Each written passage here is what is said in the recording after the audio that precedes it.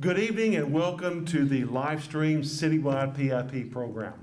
My name is Officer James Sabota. I am the Citywide PIP coordinator. We would like to thank everybody that logged on today to the Citywide PIP meeting, and thank you for your support and your involvement as leaders in your communities. We have a very great program tonight. We have members from the City Council and also the Super Neighborhoods program, and with a lot of information. And our featured speaker tonight will be from the gang unit. We have a very great presentation. So without further ado, I would like to turn the mic over to Joan Bouchard. Thank you.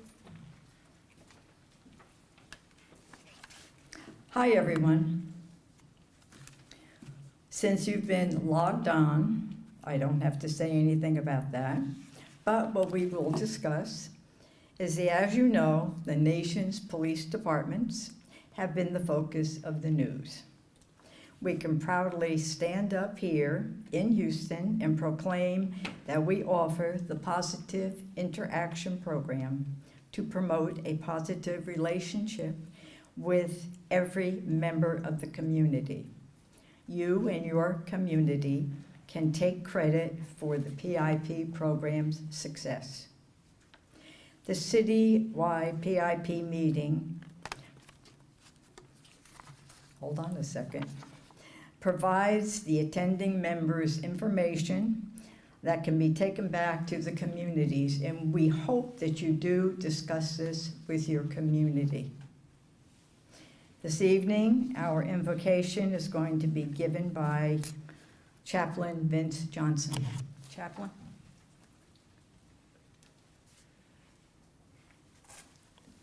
Hello, family and friends. We are honored that you have tuned in with us this evening, and we thank you for the continued partnership that the Houston Police Department has with the community. At this time, would you pray with me? Our Father and our God, we thank you for this opportunity to gather together, to communicate, to share information that keeps the community safe. We ask that you just continue to bless this partnership that we have with the citizens of Houston. And we also ask that you keep the men and women who serve this community wearing a badge. We ask that you keep them safe. We also ask that you keep the other law enforcement entities in the city of Houston safe as well. Again, I pray that something be done or said this evening to encourage, to educate, and to inspire those in the city of Houston to live a safe and productive life. We ask that this information be shared with all those live streaming, on computers, at home, at work. We just thank you for this opportunity. And we ask that you keep us safe. We ask that you keep us healthy. And we ask that you just continue to give us discipline to remain safe during this COVID season. Thank you for the leadership of the Houston Police Department. And thank you for the leadership of this PIP opportunity organization. This is our prayer. In your precious name we pray. Amen. Thank you.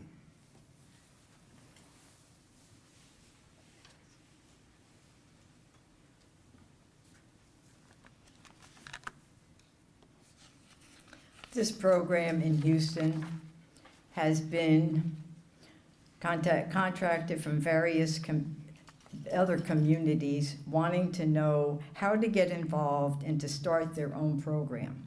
It's very easy.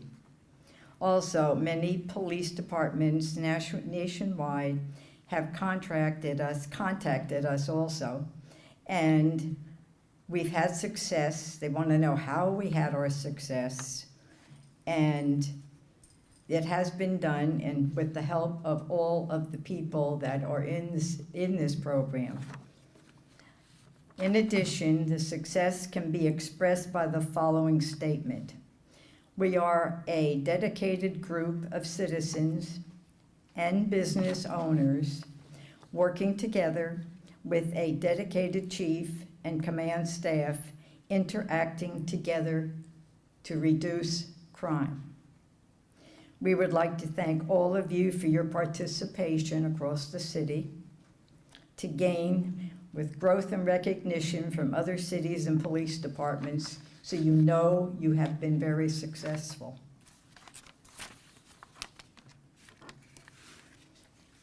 Our first part of our program comes with Stacie Fairchild, City of Houston Super Neighborhood Alliance Communications Chair. She is here to introduce the organization, why it's needed, and share some of its successes and how Houstonians can get involved. I know I am part of Super Neighborhood. I'm Super Neighborhood 20. Stacie.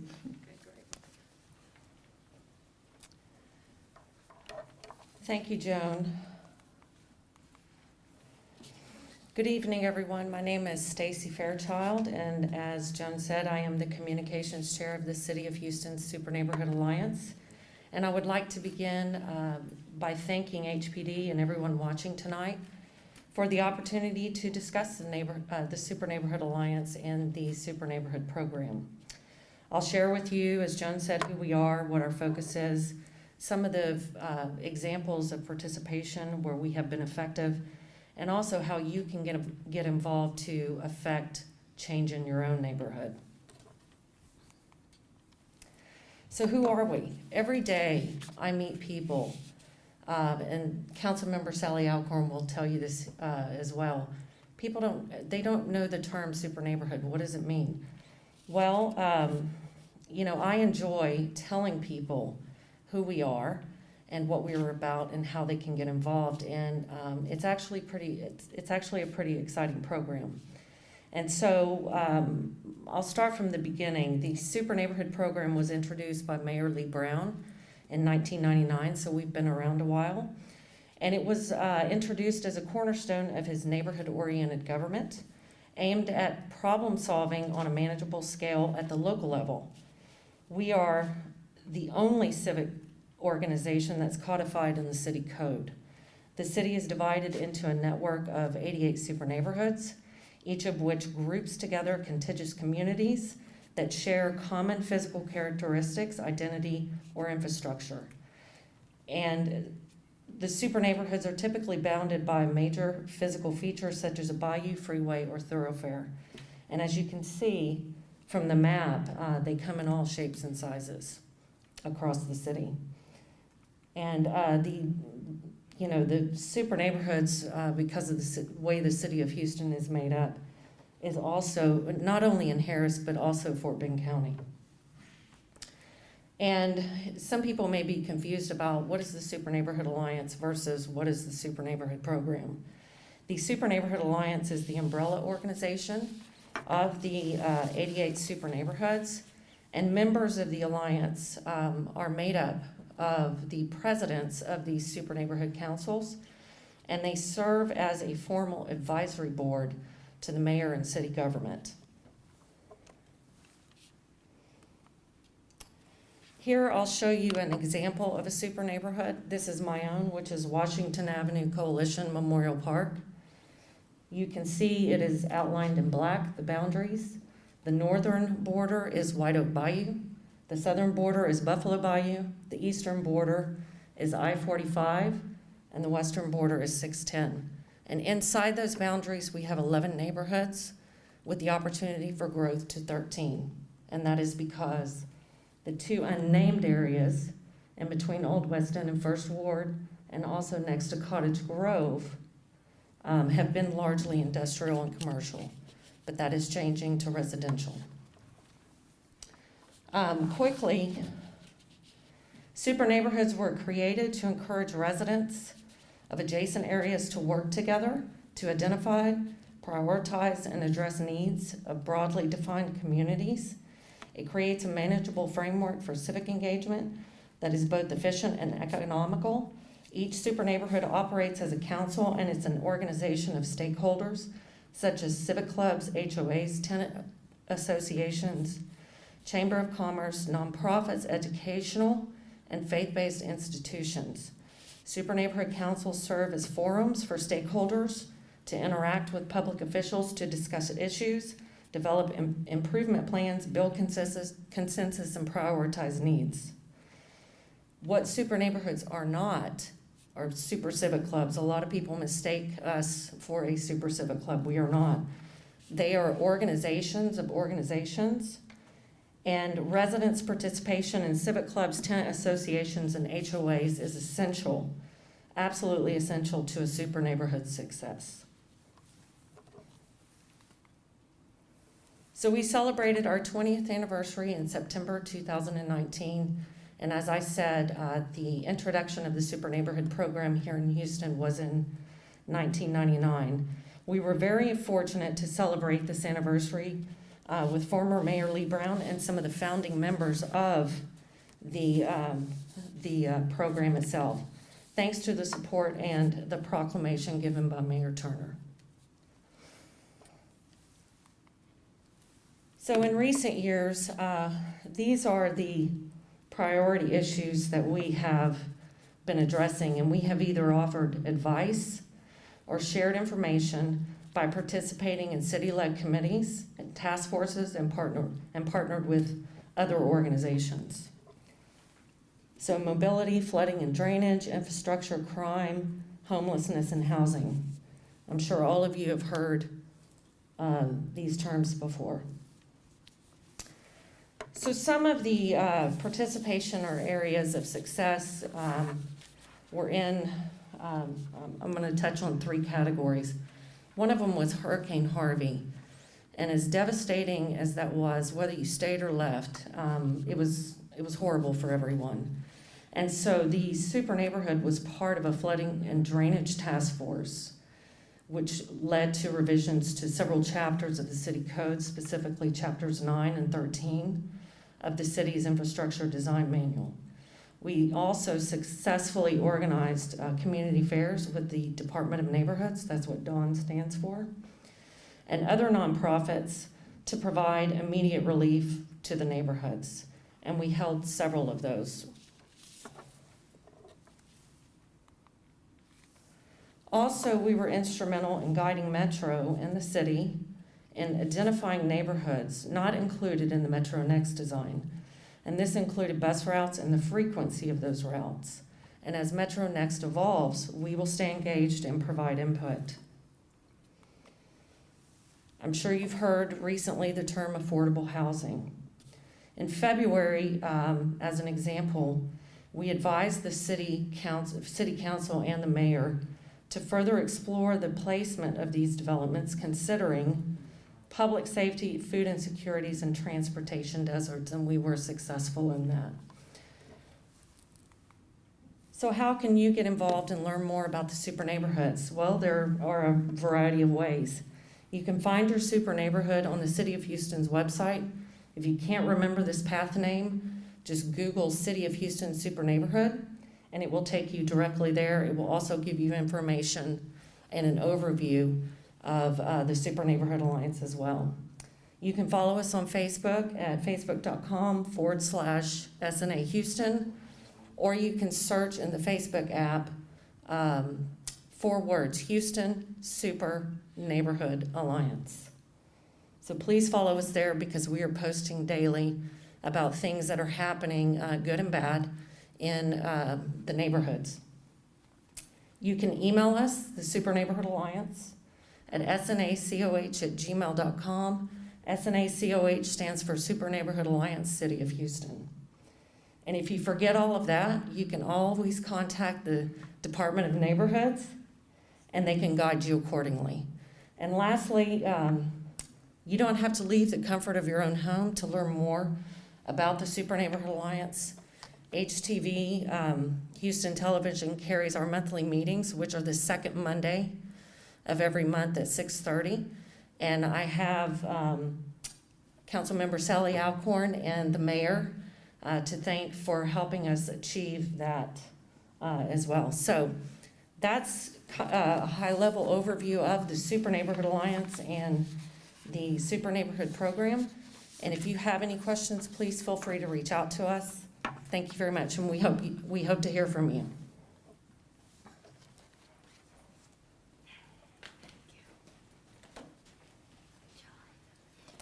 Thank you, Stacie. Next, we welcome City Councilmember at-large number 5, Sallie Alcorn. And she's going to outline several topics in which the council is involved with at this moment, or maybe hour. Thank you very much. It's great to be here. Welcome to everybody online. Thanks for joining us, and thanks to HPD. You guys have had one heck of a year. Pandemic, a freeze. You're out there, and I, for one, am very grateful that you're out there putting yourselves on the line, protecting people you don't even know every day. So thanks so much for having me. This was a perfect lead-in for me to speak tonight, having Stacie Fairchild talk about the Super Neighborhood Alliance, because I'm going to drill down and really just talk about one topic I've been working on. And this was something that was brought to me from the super neighborhoods, many super neighborhoods, and that's the issue of bar and nightclub nuisances. There's a lot. I chair the Regulatory and Neighborhood Affairs Committee on City Council, and that has purview over the Administration and Regulatory Affairs Department, which covers the noise ordinance, the Department of Neighborhoods, which Stacie talked about. The Super Neighborhood Council is kind of bunched under my committee. So I've really, although I'm an at-large representative and my constituents are everybody in the city of Houston, and I tend to focus on big citywide issues like budget and city finances and transportation and infrastructure and economic growth and public safety.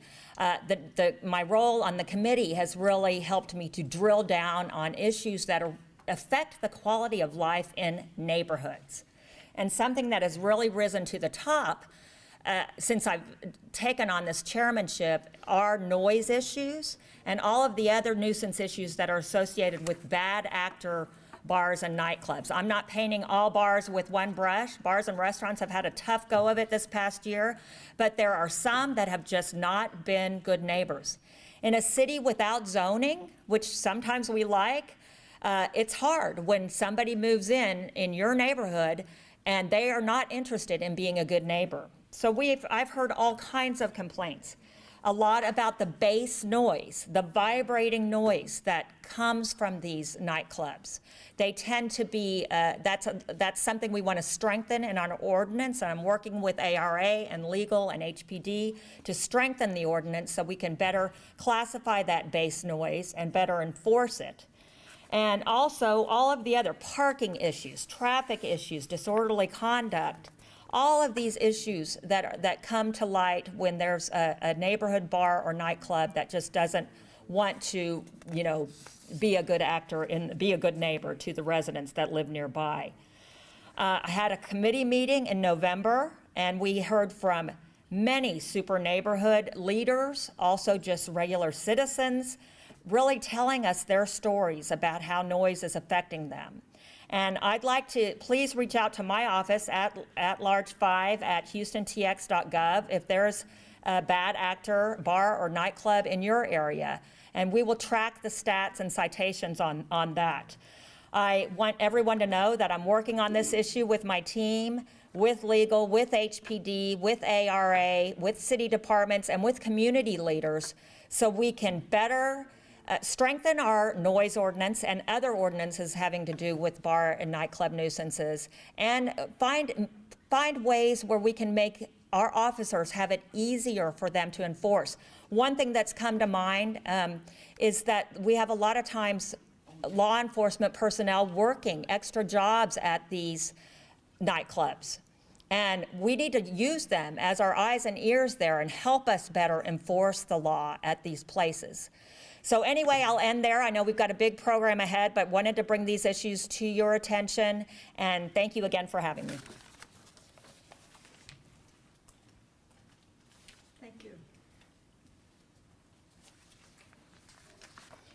Okay, next we have Commander Jonathan Zira.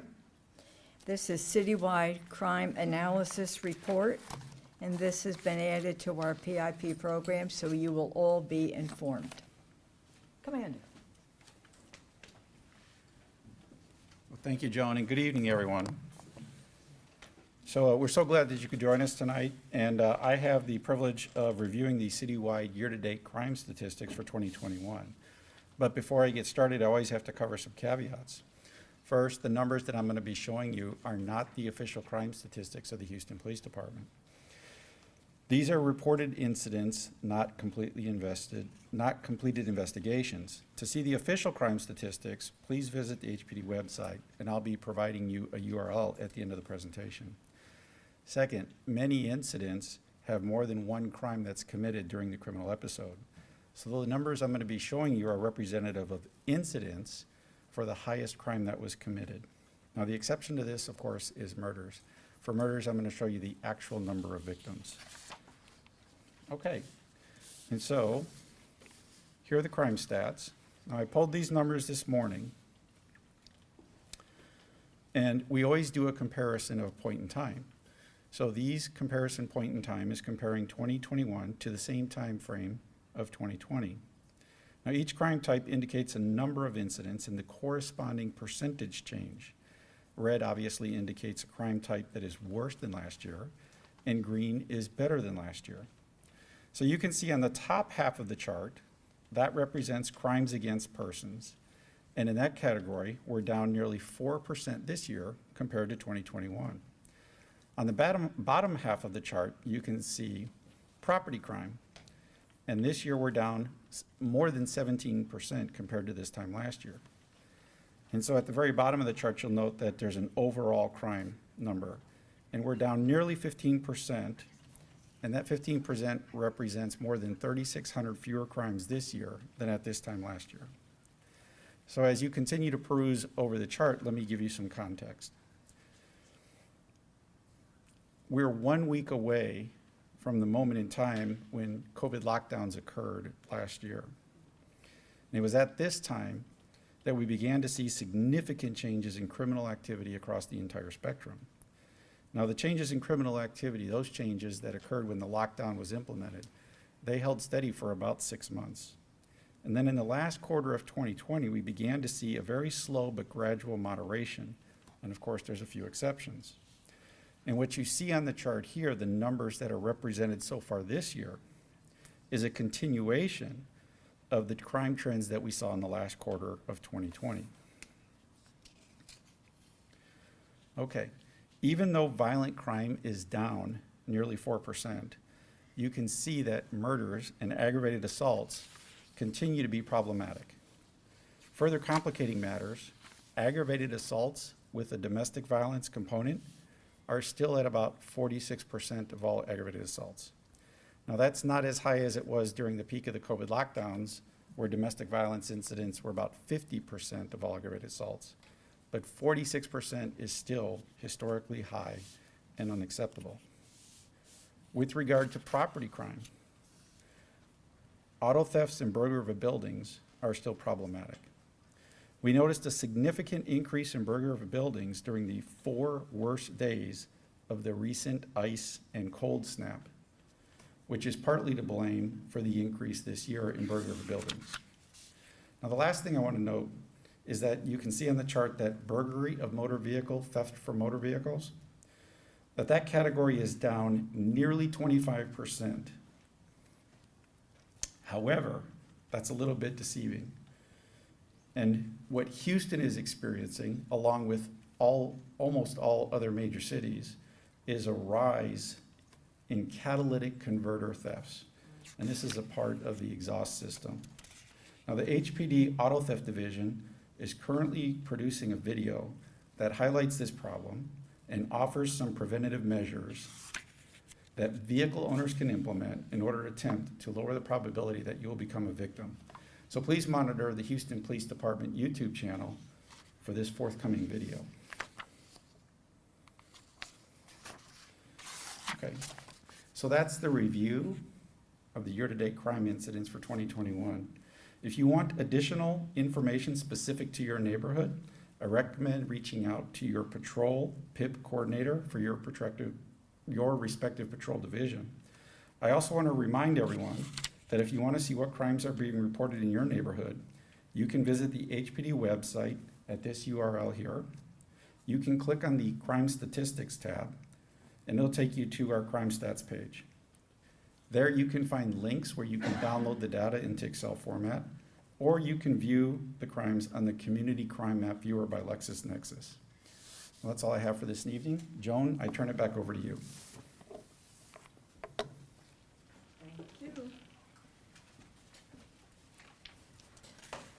Our presentation this evening is Sergeant Clint Ponder, assigned to the Criminal Intelligence Unit of HPD's Gang Division. He's going to outline the responsibility and importance of that unit.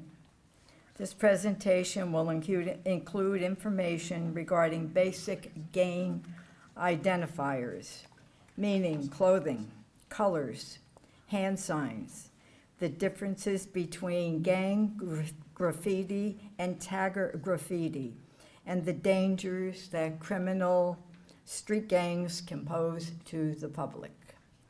So it's all yours. Thank you, ma'am.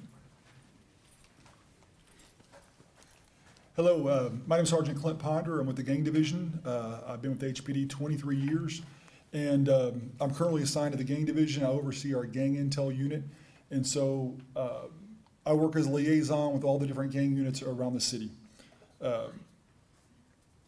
I do these often. I'm used to moving around, and I talk fast, so we'll see how today goes. I'm gonna try to stay here and not work the interpreter out too much here. I'm glad you got two to tag team back and forth whenever I start going too bad here. All right, here we go. What is a gang? A gang, a criminal street gang is a group or association of 3 or more people who have a common identifying sign, symbol, or identifiable leadership who continuously or regularly associate in criminal activity. So this is straight out of the Code of Criminal Procedures. This is how the state of Texas defines a criminal street gang. Everything we do in law enforcement, how we police gangs, comes from Article 67 in the CCP. It outlines everything we do, how we police them, how we document them, all the above. Everything you see here today are pictures that I took myself or my partner took myself. These are all pictures right here in Houston, Texas. Let me give you a brief history on criminal street gangs as we know it, right? And so everybody knows about Los Angeles, Bloods and Crips, and in the Midwest you have Chicago. So, and then Houston's considered the third coast, and Houston's a big melting pot, right? And so what happens is street gangs here in Houston will take a little bit of knowledge from the West Coast, Los Angeles, a little bit of knowledge from the Midwest, Chicago, and those two functions get dwarfed together here in Houston. And so you'll have gangs identifying with symbols and names and lingo from both Los Angeles and Chicago, as well as mixed into our own Houston stuff. So it becomes a big mixture of stuff. Just break it down real simple, right? So when you're talking, Bloods and Crips, red bandana, blue bandana, everybody knows about that. Then in Chicago, you have inside the Illinois prison systems in the mid-'70s, a group of gangs got together and created People Nation. And a year later, another group got together and created Folk Nation. So a group of factions of gangs will fall under Folk Nation, and a group of gangs will fall under People Nation. And so within People Nation, you have all kinds of symbols. And here in Houston, I break it down real simple: stars, crowns, and pitchforks. So 5-point crown, 5-point star, pitchfork down for People Nation. And then Folk Nation, just the opposite: a 6-point crown, a 6-point star, a 3-point crown, and pitchforks up. And then that all gets dwarfed together. Now within People Nation and Folk Nation, you have canes, bunny rabbits, top hats, a lot of symbolisms. But in Houston, I break it down real simple, just the stars, crowns, and pitchforks. All right, why do kids join gangs, right? So it's everything that you can imagine, right? It's excitement, it's allure, the money, it's everything, right? It's a peer pressure, it's a sense of belonging. But a lot of these kids just want to be part of something, and they get wrapped up into this lifestyle, and that's what happens. All right, does Houston have gangs? Absolutely. That's why we're here, right? So, all right, it's not a crime to be in a gang, and I tell people this all the time. I mean, you can stand in front of the middle of a police station, in the middle of the road, flashing hand signs, wearing gang colors, and it's not against the law. But why do we police gangs? So there's an old saying that that I always say that 10% of population commits 90% of the crime. So there's only a small segment of society that are criminals, right?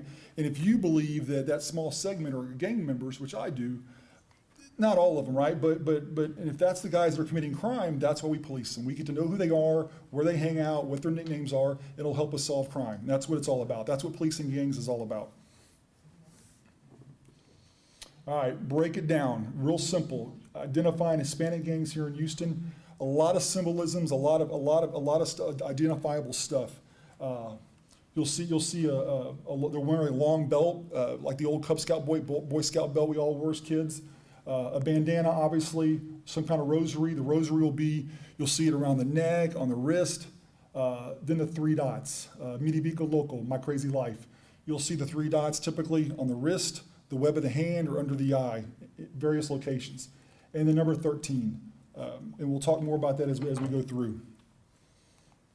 And just here's some guys here, bandana, rosary.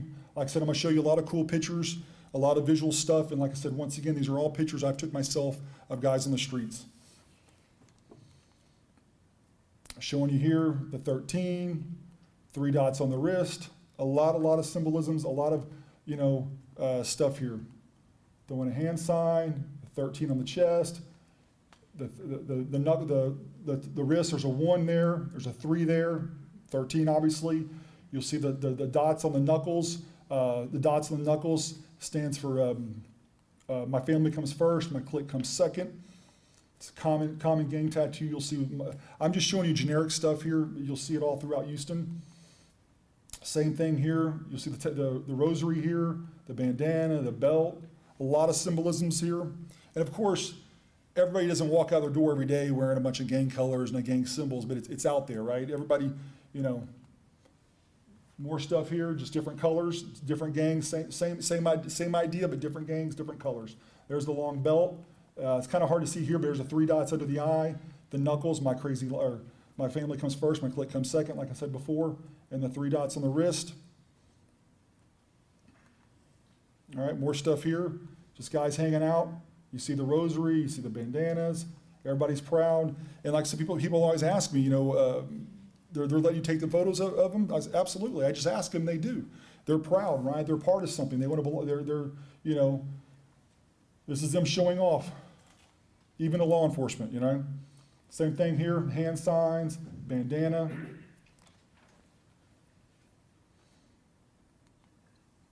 All right, getting more into our black gangs, talking about Bloods, and like we're just talking in general, right? These are all just in general terms. I'm showing you guys here just some stuff. Just guys here throwing hand signs. You see the bandana. Everybody's proud. More stuff here. Just hand signs, just various locations throughout the city. I stop and talk to guys. A lot of symbolisms, like everything has meaning. I didn't put a lot of stuff in here, but this is a 5-point star, a 5-point crown. The 5-point star stands for the 5 principles of the gang. 5-point crown stands for the 5 kings of the gang. Some more guys here just hanging out, real proud, throwing hand signs.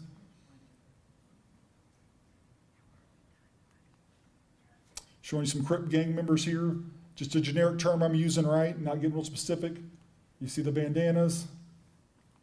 Everybody's throwing hand signs.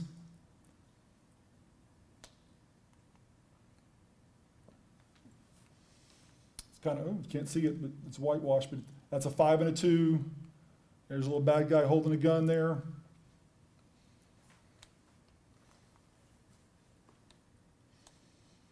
This is a cool picture, but you really can't see it. It didn't come out too good. So he's a 5 Deuce Hoover Crip, and what he's doing is he's disrespecting Bloods.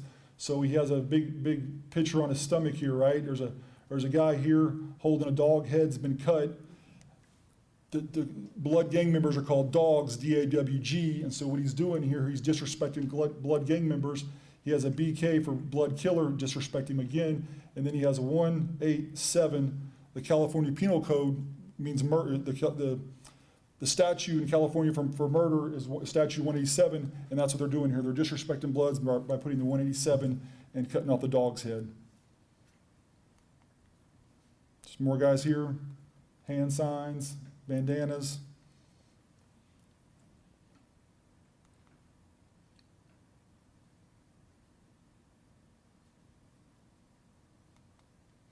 All right, gangs and cliques. I'm going to read this. Kind of what's been going on. I'm showing you pictures with tattoos and symbols and hand signs, but we have a really big trend going on in Houston all throughout the country, right? So I'm going to read this. Primarily, black gangs are getting away from the traditional Bloods and Crips sets or people in folk nation gangs and joining neighborhood cliques. Cliques often have no common colors, tattoos, or identifying symbols like traditional gangs do. This makes it a challenge for law enforcement to identify them. Cliques will often be made up of several different traditional gangs. Cliques are often only able to be identified by the individual's social media. So what's been going on for a long time now, we have your traditional gangs like I just showed you, but we have all these cliques, right? And so we have a neighborhood, just take Southeast Houston, for example, Sunnyside. I was doing a presentation about a year ago, and we sat down with a bunch of the guys that work the area. We wrote out over 50 different gangs that identify in that area just based on the cliques, right? Because they'll identify with every street, every corner, every 100 block. And so there's a lot, they're getting away from traditional tattoos, traditional stuff that we see, and so it makes it a challenge for us to police them. And here's some stuff, and this is kind of the opposite. This is multiple gangs, but I can't really show you the ones without tattoos because there's nothing really to see. So what this is here, this guy's a member of 3 different gangs, as you can see, right? So here there's a 5'9" or 5'9" bounty hunter, there's a Taliban on his arm, and there's M-Dub-G, most dub for W, wanted, and then G for gangster. So most wanted gangster, Taliban, and 59 bounty hunter. So it shows you he's part of a traditional gang plus a part of 2 different cliques with various tattoos on them. So we have this extreme, you're part of 3 different gangs, and then the other extreme where you are a part of a gang, but there's no tattoos or identifying symbols. So everything's changing, everything's evolving, so it's a challenge for us. All right, and this guy, he's part of, that's East Side, it's East Side Watts Bloods, it's a blood set, but he's also part of, it's kind of whitewashed here, but it says Cream Clique, he's part of Cream Clique. So he's part of 2 different factions. Same thing here too. He's got a big 5 and a 2 for 5 Deuce Super Crip, 5 Deuce on his wrist, and then over here on the back of his hand, SLP, South Lawn Posse, and then 7200 block of South Lawn. So he's a member of he's a member of 2 different things here.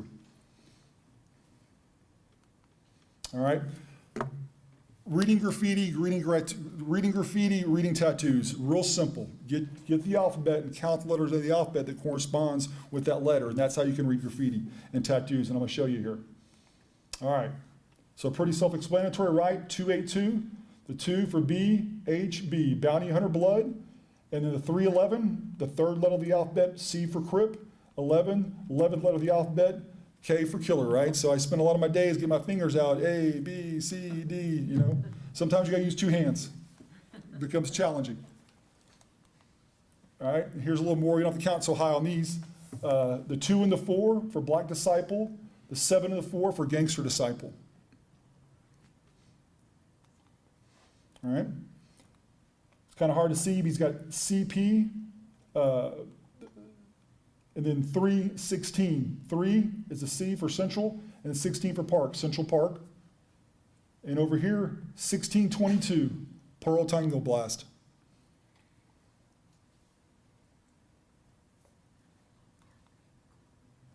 All right, large P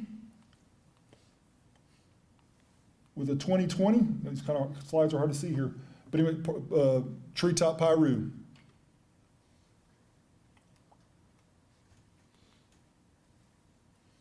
And then this one, you got to use a lot of fingers here on this one. 19 and 23. The S for South and the W for West, Southwest.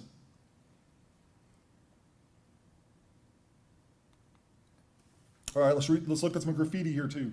So here's a large graffiti, right? So if you know nothing else, you'll see a 13, right? Yeah, I'm sorry. Well, the X and the 3. X, Roman numeral 10, 10, 3, 13. So you know a Hispanic gang did it, right? So I kind of glossed over it. I thought I was gonna have another slide that talked about it. So the 13th letter of the alphabet is M. It's Mexican. So all that's, in Houston, all the Hispanic gangs will identify the letter 13. So the 13 is actually, was originally used by La M, Mexican Mafia. It's a prison gang. But here in Houston, most Hispanic street gangs will identify with a 13, they'll use that. So when you see a 13, you know an Hispanic gang did it. So here's the graffiti, right? So we got Pelon and Burro, tells you the guys that did the graffiti. SWC, Southwest Cholo, telling you the name of the gang, right? Bel Air, they're from Bel Air, so they're telling you they're Southwest Cholos from Bel Air, and there's their nicknames. And then PK stands for Primera Killer, they're disrespecting La Primera. So traditional gangs, what they'll do is they'll drop whatever the rival gang is, they'll drop a K at the end of it to disrespect them. BK, CK, PK, they'll put a K at the end of whatever to disrespect them. All right, here's some more graffiti, just telling you whose hood it is. Welcome to SPPL Hood, SPPL Hood. All right, this is Southwest Cholo Hood, the G Street, it's Glenmont Street, 6100 block, and here it just spells it out for you. Tells you whose neighborhood it is.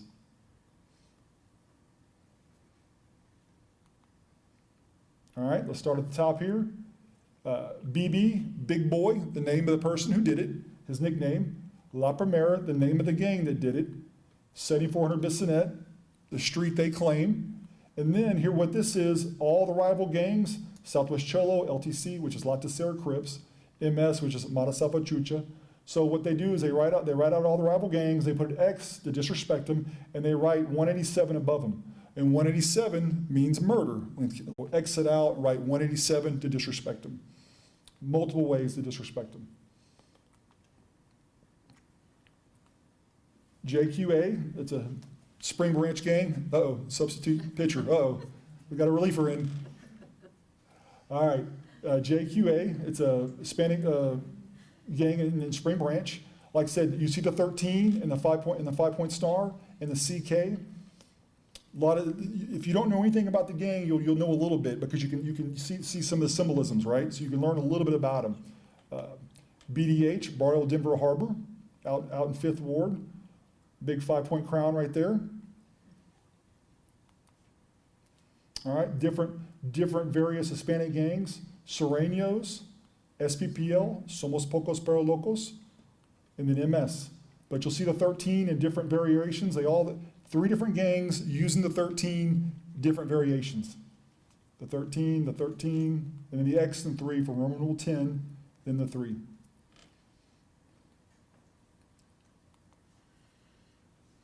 Up top, 5'9" Bounty Hunter Blood Gang, and then 5'9" Bounty Hunter Blood, and then you have a pitchfork down, People Nation symbol, 5-point star, People Nation symbol. All right, 5 Deuce, HGC, Hoover Crip Gangster. Then we got 5 Deuce, Hoover Gangster Crip. Different variations, same thing. All right, this is HT, Homitos Together, it's in Spring Branch. Once again, there's the HT, that's the way they do it. A lot of stuff here, right? We got a 713, just telling you they're from Houston. There's a pitchfork down, which is a People Nation symbol, right? There's the nickname of the person who did it. There's the 3 dots. There's a bunch of little stuff in here, right? The one at the bottom here, the HT again, and with the 713, and then the 713 and the 3, they add the little 3 dots here. You know, there's all kinds of different little stuff here they throw in. Even on the T, you'll have the 3 dots here on the T. So there's little subtlety things that will tell you about the gang and what they're all about. All right, and here's some stop signs throughout the city. You know, here's LP 90th Street standing for 9,000 block of Beach Nut, 60s for Rolling 60s Crips, 5 Deuce Hoover Crips, and then Can't Stop VST Vickystown is what VST stands for. All right, females, talk about females, and people always ask about females or female gang members or females involved in gangs, and the short answer is yes, but no, right? So we have a small percentage that are true gang members. Really, for the most part, their affiliation is, today I'm dating gang X, so I'm kind of a member of gang X. A month from now, they're dating gang Y, so now they're kind of a member of gang Y. And that's really kind of how it kind of works. Some girls truly are in the gang, some girls are committing crimes and all about it.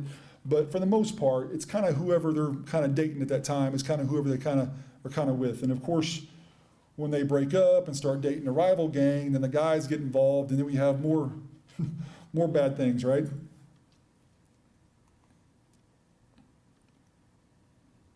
more females here. Social media. I'm gonna read this slide here because it's real important. I'll read this slide here. All right. Social media is a major contributing to the gang and the clique culture. The number of followers a gang member has is the new status symbol, the new drive. Many gang members are proud to post photos of themselves with guns, drugs, and large quantities of cash.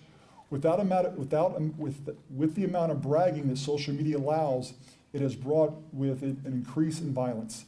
Many gang members will use a live function to antagonize other opposing gang members, being that most of these gang members grew up in the same area and many went to the same school. They usually can tell by the background setting in the video where the gang member is, and it has contributed to a number of drive-by shootings. So, right? So just like everybody in society posts everything all about their life, what they're eating today, where they're hanging out, all that kind of good stuff. Gang members do it as well, right? They're hanging out in front of a convenience store or whatever, they're posting where they're at, and then the rival gangs will see, hey, they're hanging out at this location, and so then they go and drive by and shoot at them. And it's a vicious cycle, and it happens, right? So they use social media to make themselves big and bad, but then the rival gangs use social media against them to target them. Right, and here's some typical stuff you'll see on social media. Everybody, they all post pictures, guns, drugs, money. Everybody wants to outdo the other person by seeing what they can post.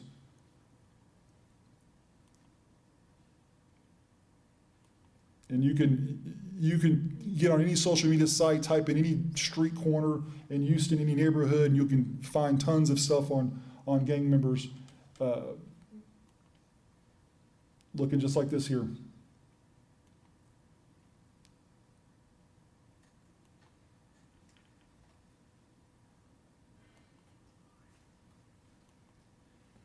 All right, I put this little slide in here, life as a gangster, right? So where is this getting you, right? And I tell people, and I tell kids, prison or death. I mean, majority of our homicides here in Houston involve gang members. It's a no-win situation, right? It's a really no-win situation. And then typically these kids, they get involved in this stuff, and not all of them are bad kids, right? They're really, really not. And what happens is that first sign of trouble, right? They may have been shot at, or they may have been pressured to shoot somebody, or they may have been pressured to commit some type of violent crime, and they're like, oh man, this ain't for me. And they'll step back and kind of get out of it. And so, but it's a no-win situation, right? So I throw these two up here. So we got prison, we have death, or if you're one of the fortunate ones, you just get shot and paralyzed, and you're paralyzed for the rest of your life, right? So there's nothing good that comes of this. There's really, really not. So, all right, almost done here. I'm gonna talk about tagging, gang graffiti versus tagger graffiti. And I always get questions about graffiti. So here on the left is gang graffiti. Pretty much everything I just showed you, you'll see the letters and numbers and stuff like that. And then the tagger graffiti, the stuff here on the right, these are more balloon-like letters, more colorful letters. This is the stuff you see on the freeway overpasses, the railroad cars and stuff like that. So gang-related, not gang-related. And the tagger stuff is obviously bad, but if you're gonna have something in your neighborhood, you prefer to have the tagger in your neighborhood than the gang graffiti in your neighborhood. But you still don't want any of it, obviously. Just more tagger stuff here. And so these taggers, they do they're all about social media as well, right? And so in my limited knowledge of the tagger world, you know, these guys will go out in the middle of the night, you know, get on some big building, freeway overpass or something like that. They'll put their artwork on there, and then they'll come back during daylight, take pictures of it, get good pictures of it, stick it on their social media websites, and then in their whole little tagger community, oh man, that was cool, we like it, and get all the likes, like, you know, whatever, and then they gain status in their little world, and that's how they operate. But yeah, and y'all all have seen this all throughout the city, and it's hard to catch, and it really, really is. And that's all, folks. All righty.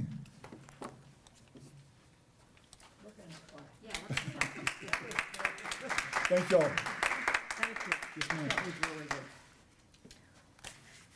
That was a very, very good presentation. Officer Sabota has a few words before we finish up. Thank you, Joan. I'd like to just close by saying a few things on the topic of growth. The PIP program, for some reason in 2021, we have really started off the year with a lot of phone calls, a lot of emails wanting to get involved. And, you know, we're finding it of different ages. You know, when we're out and about, we meet a lot of people, or we get phone calls, and it's from every age group. And, you know, so many people are calling us and being very supportive of the PIP program, but also of law enforcement. Many people, they thank us in public, they thank us on emails for the job that we do, and so many people want to get involved. And the PIP program is a great way to get involved, to be leaders of your community. Every single patrol station has a divisional PIP officer, he or she. They all do great jobs. So if you got a specific issue in your neighborhood or want to get involved, contact that patrol station and ask who is the PIP officer. And it's also on our website. But it's so good. I know now during the pandemic we're having the virtual meetings that are the Zoom or the team meetings, but we'll be glad when things get back to normal. So many people comment that they want to get back to the stations and, of course, come to the citywide PIP programs. But we had some great folks tonight that gave some great information. Next month, or the next citywide PIP meeting will be May the 11th, and we're going to have a very informative guest speaker as well. But we'd like to thank everybody. Joan, would you like to close the meeting? Ready. It's thank you time. So Councilmember Alcorn, thank you. Super Neighborhood Alliance, Stacie Fairchild. And the signers that are here today, thank you. Sometimes we forget what kind of hard work that you really do. I know I couldn't do it.